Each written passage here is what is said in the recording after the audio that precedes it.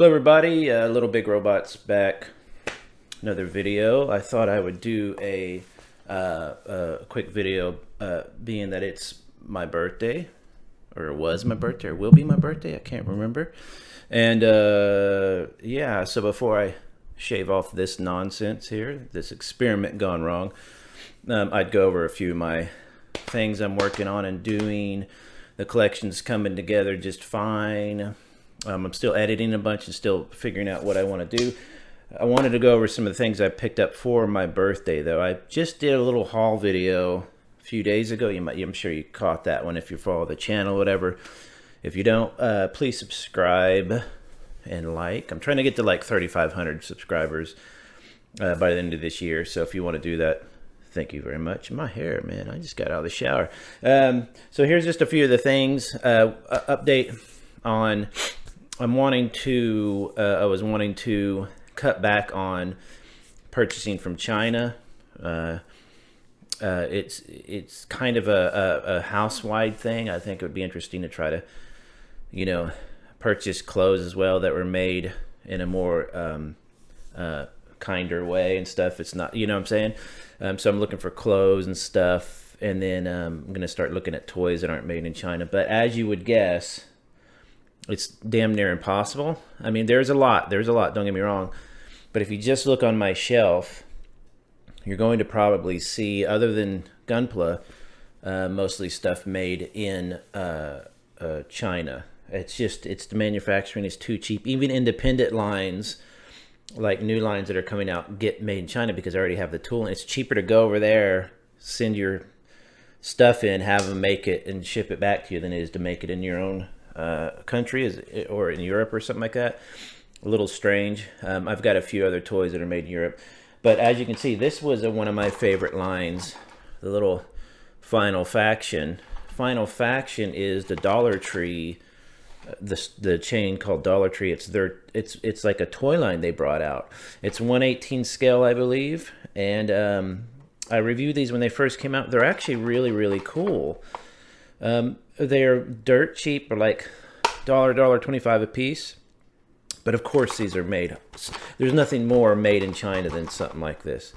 A really inexpensive action figure. There's nothing you're gonna find. But I've had to get these additional the newbies. See, like, she looked really cool. So it's kind of one of these. How do I do this and do it? Sustainably and stuff like that. I think the secret is to switch to lines that are made a lot in Europe if you can, or in Japan, because Japan has a ton. This little guy from the Final Faction, look at that. It's like a turret bot. They have just really cool molds. I'm going to be reviewing these in depth, don't worry. I'm just showing you some of the stuff I picked up for my birthday. I was by the Dollar Tree and I'm like, eh. But to the big stuff, as you can see right here, this is a new line that I wanted.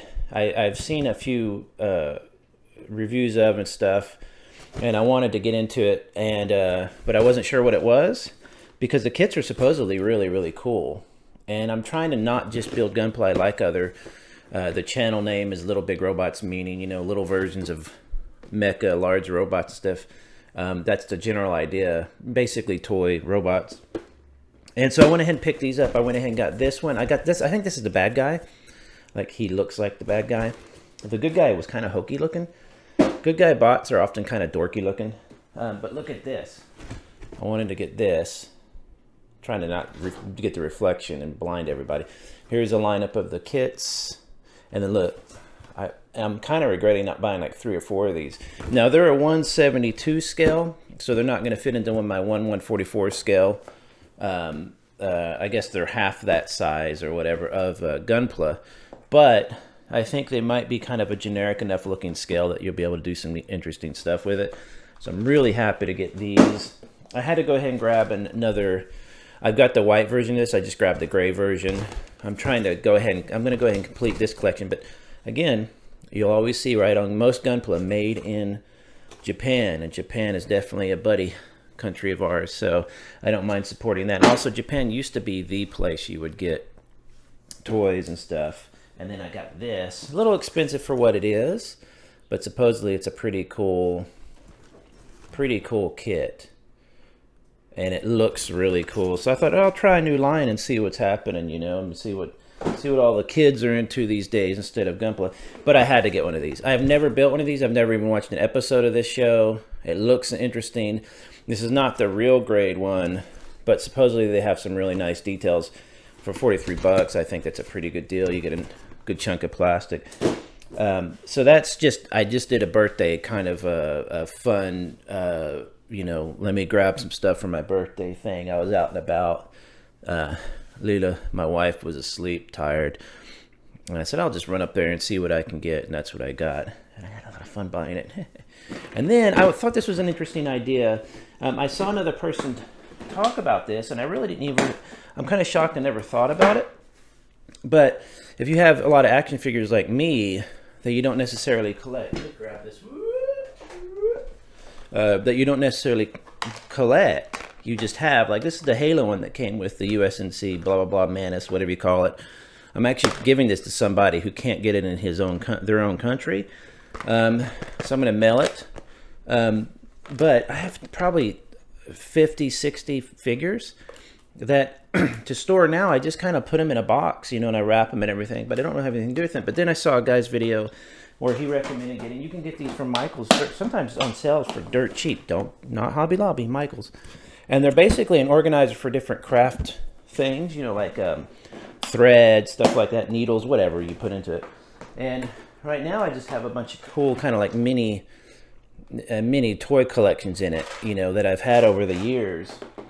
And I thought, oh, it's kind of cool, but it's 75% empty, you know. So I need to do what he suggested, and you actually store your figures in there. Now, they don't all fit perfectly. This guy has a bit of a backpack, you can see. So when I put him in there, it closes and has a bit of a bulge there, but it's still, there's a give in the room of the organization thing. So you just slot them into this thing here, like that, and it works really well. So I'm like, that's going to be awesome, because I have probably, let me show you real quick what I have. Where's the figures? Let me show you what I use now.